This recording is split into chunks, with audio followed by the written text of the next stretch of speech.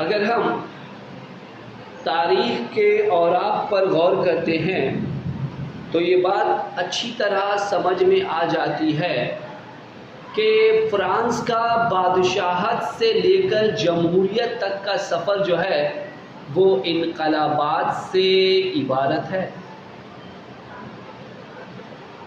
دراصل چارلس دہم نے جب فرانسیسی انقلاب کے بعد فرانسیسی عوام پر مطلق العنانیت کو لادنے کی کوشش کی تو وہ برہم ہو گئے اور بغاوت کا پرچم بلند کیا،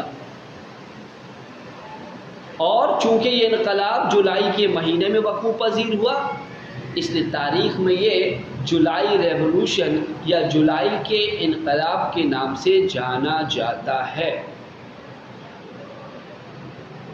وائنا کانگریس کے جائز حق کے اصول کے تحت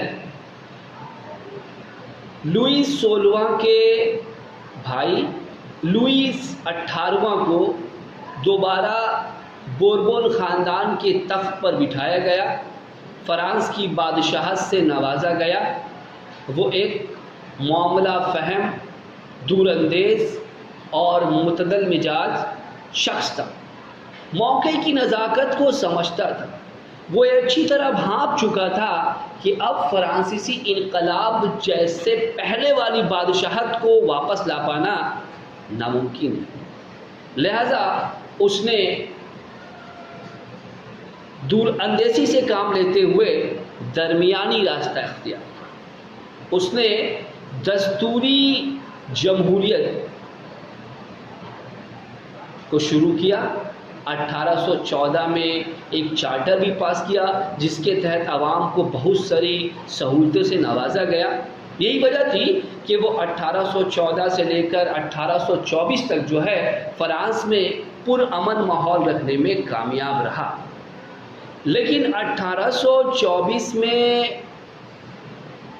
لوئیس 18واں کے موت کے بعد ڈیوک آف آرٹوائس، جو کہ تاریخ میں چارلس دہم کے نام سے جانا جاتا ہے، تخت نشین ہوا۔ وہ رجت پسند شخص تھا، بادشاہت کا کٹر حامی تھا، اور اس کی بارہا یہ کوشش تھی کہ فرانس میں فرانسیسی انقلاب کے پہلی جیسی سلطنت حکومت قائم کی جائے، مطلق العنانیت قائم کی جائے۔ اس کے تحت اس نے 26 جولائی 1830 کو ایک آرڈیننس پاس کیا جس کے تحت چیمبرز آف ڈیپٹی کو ختم کر دیا گیا، پریس کی آزادی چھین لی گئی، ووٹنگ سسٹم کو، انتخابی نظام کو بہت محدود کر دیا گیا اور ووٹروں کی تعداد کو گھٹا دیا گیا۔ یہ تمام اقدام اس جانب اشارہ کرتے تھے کہ چارلس دہم دستوری حکومت کے خلاف ہے اور حقیقت میں وہ مطلق العنانیت کو واپس لانا چاہتا ہے۔ جب اس آرڈیننس کے بارے میں فرانس کی عوام کو علم ہوا تو وہ برہم ہو گئے، سارے لوگ جو ہے وہ شہر پیرس کے سڑکوں پر آ گئے اور سخت مذمت کی جانے لگی چارلس دہم کے ان اقدامات کی۔ لوگ اب کسی طرح کسی سمجھوتے کو آنے کو تیار نہیں تھے، اور آخرکار 30 جولائی 1830 کو جو ہے چارلس دہم کو تخت سے محروم کر دیا گیا۔ یعنی عوام کی ذہنیت اب کچھ اس طرح کی ہو گئی تھی کہ وہ مطلق العنانیت کو قبول کرنے کو تیار ہی نہیں تھے۔ تو یہ جولائی انقلاب تھا جس نے بوربون خاندان کو دوبارہ تخت سے محروم کیا۔ تاریخ میں یہ کہا جاتا ہے کہ جب فرانس کو سردی ہوتی تھی تو پورا یورپ چھینکتا تھا، یعنی فرانس کی سیاست نے پورے یورپ پر اپنا گہرا اثر رکھا تھا۔ اس طرح جولائی انقلاب سے یورپ کس طرح متاثر نہیں ہوتا۔ جولائی انقلاب کا سب سے پہلا نتیجہ یہ نکلا کہ لوئس فلپ کو فرانس کا بادشاہ بنایا گیا۔ بیلجیم میں بھی اس کا گہرا اثر دیکھا گیا۔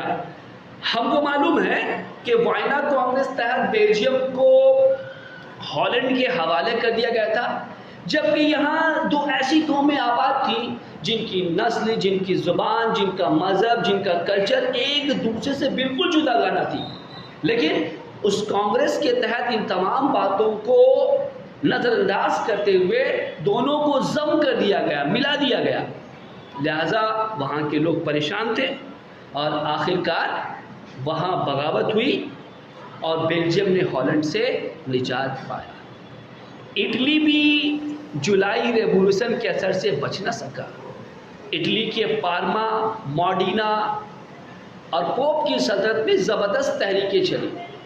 لوگوں نے اپنے حقوق کا مطالبہ کرنا شروع کیا اور ہر طرف افراتفری کا ماحول قائم ہو گیا۔ لیکن جیسا کہ ہم جانتے ہیں کہ اٹلی پہ میٹرنک جیسے شخص کا اثر تھا، تو اس نے بڑی حسن خوبی سے جو ہے اس بغاوت کو کچل دیا۔ روس پر بھی جولائی ریولوشن کا اثر دیکھا گیا۔ وائنا کانگریس کے اصول کے تحت جو ہے پولینڈ کو روس کے حوالے کر دیا گیا تھا اور پولینڈ کے لوگ اس سے ناخوش تھے، وہ موقع کی تلاش میں تھے اور جولائی کے انقلاب نے ان کی مردہ رگوں میں جیسے روحیں پھونک دی اور ان لوگوں نے پولینڈ کے خلاف اپنی آزادی کی مہم کو اور بھی تیز کر دیا۔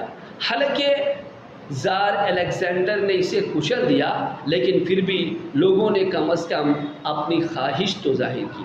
تو اس طرح ہم دیکھیں گے کہ جولائی ریولوشن ایک ایسے انقلاب کا نام ہے جس نے نہ صرف فرانس کو بلکہ پورے یورپ کو شدید طور پر متاثر کیا۔